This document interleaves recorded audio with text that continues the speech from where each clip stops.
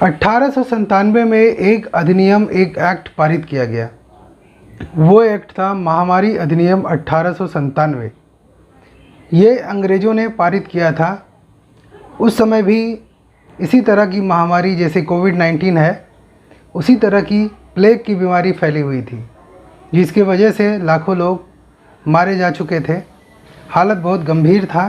तब उस परिस्थिति में अंग्रेज़ों ने 1897 में एक एक्ट बनाया। उस एक्ट के अनुसार अगर राज्य सरकार इस महामारी को कंट्रोल करना चाहे तो लॉकडाउन लगा सकती है, या जिस क्षेत्र में महामारी फैली है उस क्षेत्र को बंद कर सकती है। ऐसे प्रोविज़न दिए गए। और एक सेक्शन में ये भी कहा गया है कि अगर केंद्र सरकार चाहे तो पूरे भारतवर्ष को बंद कर सकती है, यानी कि लॉकडाउन लगा सकती है। तो ये 1897 से ही ये एक्ट बना हुआ है।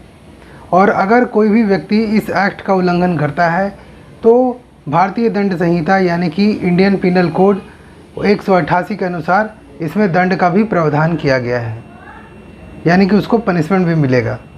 अगर आपने सिर्फ लॉकडाउन तोड़ा है तो आपको 1 महीने तक की सज़ा और 200 रुपये तक का जुर्माना हो सकता है।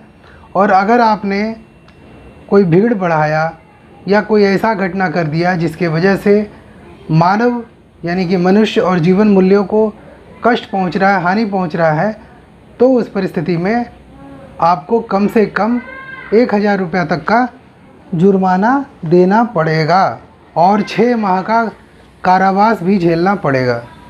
ठीक से समझते हैं, ये एक्ट कौन बनाया? अंग्रेज़ों ने बनाया। कब बनाया? 1897 में बनाया। इस एक्ट का नाम क्या है? महामारी अधिनियम 1897। उस समय क्या हुआ था? उस समय इसी प्रकार की छुआछूत की बीमारी फैली थी, यानी कि प्लेग फैला था। प्लेग का कोई इलाज नहीं था, इसीलिए अंग्रेज़ों ने ये एक्ट को पारित किया। इस एक्ट में ये कहा गया है सेक्शन 2 में, यानी कि सेक्शन 2 में ये कहा गया है कि राज्य सरकार को पावर है लॉकडाउन लगाने का। यानी राज्य सरकार को ऐसा लग रहा है कि इस क्षेत्र को प्रतिबंधित कर देना चाहिए, इस क्षेत्र को बंद कर देना चाहिए, तो राज्य सरकार इस अधिनियम के अनुसार उस क्षेत्र को बंद कर देगा। और सेक्शन 2A में ये कहा गया कि अगर केंद्र सरकार चाहे, उसे ऐसा अगर लग रहा है कि भारतवर्ष में ये छुआछूत की ये महामारी जो है वो फैल जाएगी, लोग मरने लगेंगे, तो इस एक्ट का नियम का पालन करते हुए वो पूरे देश भर में लॉकडाउन लगा सकती है, मतलब उसको बंद कर सकती है और तमाम तरह की बंदिशें लगा सकती है। अब है कि अगर कोई व्यक्ति इसका उल्लंघन करता है, मतलब लॉकडाउन तोड़ता है, क्या होगा? इंडियन पेनल कोड 188 में ये लिखा हुआ है कि अगर आपने लॉकडाउन को तोड़ा है तो आपको 1 महीने का सादा कारावास होगा और पनिशमेंट के रूप में 200 रुपये आपको जुर्माना देना पड़ेगा। लेकिन इस एक्ट में ये भी कहा गया है कि अगर आपने जीवन मूल्यों को हानि पहुंचाने का कोशिश किया, यानी कि आप सोच सकते हैं ऐसे ही छुआछूत की बीमारी फैल रही है और आप इस बीमारी में भी अगर आप भीड़ बढ़ाते हैं, लोगों को इकट्ठा करने के लिए कहते हैं, जिसके वजह से उनके जान संकट में आ जाते हैं, तो उस परिस्थिति में आपको 6 महीने की सज़ा होगी और 1000 रुपये तक का जुर्माना देना पड़ेगा। ये एक्ट था महामारी अधिनियम 1897। अब क्या हुआ कि इसमें 2020 में कुछ अमेंडमेंट किया गया, क्योंकि जब से कोविड-19 आया तब से क्या हुआ, कुछ लोगों को लगने लगा कि ये बेकार की बातें हैं, सरकार हमें मारने के लिए, हमें पीटने के लिए, हमारी हत्या करने के लिए ज़बरदस्ती कोरोना पॉजिटिव करवा रही है।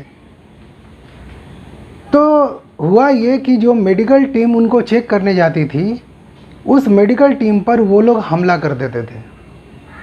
इसीलिए सरकार ने 2020 में एक अधिनियम में संशोधन ये किया कि अगर आप मेडिकल टीम पर हमला करते हैं तो आपको 3 महीने से लेकर के 5 साल तक की सज़ा हो सकती है।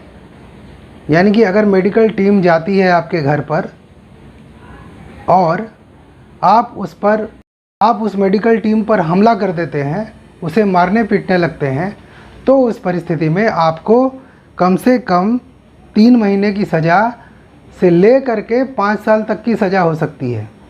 और जो इसमें फ़ाइन का प्रोविज़न किया गया है वो 50,000 से लेकर के 2 लाख तक का किया गया है। उसके बाद अगर आप किसी डॉक्टर अगर कहीं प्रैक्टिस कर रहा है या मेडिकल स्टाफ कहीं प्रैक्टिस कर रहा है, उसके घर में जा कर के, उसके क्लिनिक में जा कर के उसे मारते पीटते हैं, तो उस परिस्थिति में आपको 6 महीने से लेकर के 7 साल तक की सज़ा हो सकती है और 1 लाख से लेकर के 5 लाख तक का जुर्माना हो सकता है। ये सरकार ने इसलिए बनाया कि जब सरकार मेडिकल टीम को भेजती थी, पहले आप देखे होंगे 2020 में कि जब कोई कोविड-19 का शिकार होता था तो मेडिकल स्टाफ उसके घर पे भेजे जाते थे। तो उस परिस्थिति में मेडिकल स्टाफ घर पे जाता था और मेडिकल स्टाफ को लोग परेशान करते थे, मारपीट करते थे। ये आप न्यूज़ चैनल में देख सकते हैं। तो उन्हीं सब मेडिकल स्टाफ को बचाने के लिए इस प्रकार का अधिनियम पास किया गया कि अगर इस प्रकार का एक्ट आप करेंगे, मेडिकल स्टाफ को मारेंगे, तो आपको इंडियन पीनल कोड के तहत सज़ा हो सकती है। और ये नॉन बेलेबल ऑफेंस होगा, मतलब इसमें आपको NBW इशू होगा, आपको इसमें एंटीसिपेटरी बेल में जाना पड़ेगा। और ये एक असंज्ञेय अपराध है, यानी कि नॉन कॉग्निजेबल ऑफेंस है। तो ये 2 सेक्शन लगा करके इसको हार्ड बनाया गया है। सरकार का एक ही मोटिव है कि किसी भी तरह से ये जो महामारी फैली है उसको रोका जाए, उसको ब्लॉक किया जाए। और अगर आप इसमें अड़ंगा डालते हैं तो आपको इन धाराओं के अंतर्गत पनिशमेंट मिलता है। अब हम बात करते हैं कि आपको करना क्या है। आपको किसी भी प्रकार का कोई भी भीड़ इकट्ठा नहीं होने देना है।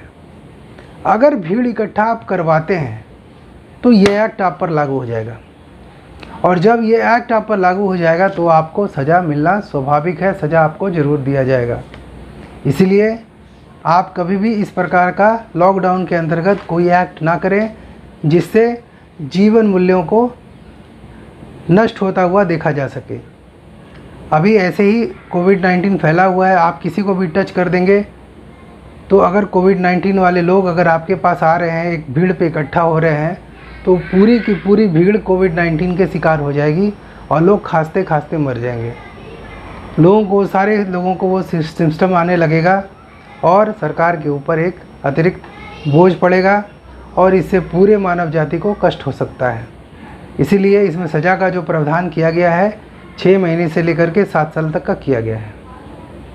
इसलिए कभी भी मेडिकल स्टाफ को ना मारे, ये रूल ना तोड़े तो ही अच्छा है। अब हम आपको ये बताएंगे कि आपको अगर वैक्सीन लेना है तो आपको करना क्या है। अगर आपको वैक्सीन लेना है तो आपको www.covaccine में जा कर के रजिस्ट्रेशन कराना है। सबसे पहले आपका फ़ोन नंबर मांगेगा। जैसे ही आप फ़ोन नंबर देंगे उसके बाद आपके मोबाइल पे OTP आएगा, और जैसे ही आप OTP डालेंगे तो आपके सारे रिकॉर्ड जो भी हैं, जहाँ भी आपको कोवैक्सीन लेना है वहाँ का शेड्यूल खुल जाएगा और उस शेड्यूल के अनुसार उसी डेट में आप कोवैक्सीन ले सकते हैं। तो मैं स्लाइड के माध्यम से आपको इस वीडियो के लास्ट में दे दूंगा कि आपको कैसे कोवैक्सीन का रजिस्ट्रेशन करना है। थैंक यू, जय हिंद। हेलो फ्रेंड्स, आपको वैक्सीन लेने के लिए सबसे पहले क्या करना है। आपको वैक्सीन लेने के लिए सबसे पहले www.cowin.gov.in पर क्लिक करना है। www.cowin.gov.in पे जैसे ही आप क्लिक करेंगे, क्लिक करने के बाद आपको सबसे पहले एक इंटरफेस खुलेगा। इंटरफेस खुलने के बाद रजिस्टर एंड साइन इन पर क्लिक करना है। रजिस्टर और साइन इन पर क्लिक करने के बाद आपसे एक मोबाइल नंबर मांगा जाएगा। आपको यहाँ मोबाइल नंबर देना है। मोबाइल नंबर देने के बाद आपके मोबाइल पर एक OTP भेजा जाएगा और आप मैसेज बॉक्स में जा कर के OTP आप अपना ले सकते हैं। आप OTP लेंगे, आपका OTP है 199199। आप इस OTP को यहाँ फिल करेंगे 199199। जैसे ही OTP को फिल करेंगे, वेरीफाई एंड प्रोसीड पे क्लिक करेंगे। उसके बाद रजिस्टर मेंबर पे आपको क्लिक करना है। रजिस्टर मेंबर पे क्लिक करने के बाद फ़ोटो ID प्रूफ आपसे मांगा जाएगा। आप आधार कार्ड भी दे सकते हैं, ड्राइविंग लाइसेंस दे सकते हैं, पैन कार्ड दे सकते हैं, पासपोर्ट दे सकते हैं, पेंशन बुक दे सकते हैं। तो मैं अपना आधार कार्ड देता हूँ। उसके बाद आधार नंबर मांगा जाएगा, तो मैं अपना आधार नंबर डाल देता हूँ।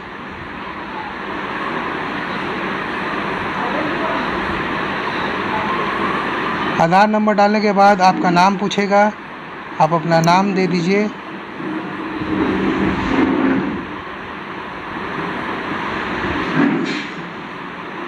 नाम देने के बाद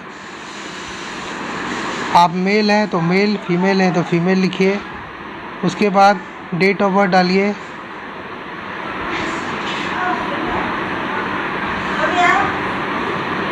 जैसे ही डालेंगे, जैसे ही आप रजिस्टर पे क्लिक करेंगे, आपका रजिस्ट्रेशन हो जाएगा। तो जैसे आपका रजिस्ट्रेशन हो जाता है, रजिस्ट्रेशन हो जाने के बाद आप वैक्सीन ले सकते हैं। तो मेरा डेट ऑफ बर्थ में थोड़ा प्रॉब्लम है, इसकी वजह से नहीं हो पा रहा है। तो आज के लिए इतना ही। अगर आपको मेरा चैनल अच्छा लग रहा है, प्लीज़ इसे सब्सक्राइब करें, लोगों के साथ शेयर करें, ताकि लोग अवेयर हो सके, उनको फ़ायदा पहुंच सके। Thank you. जय हिंद।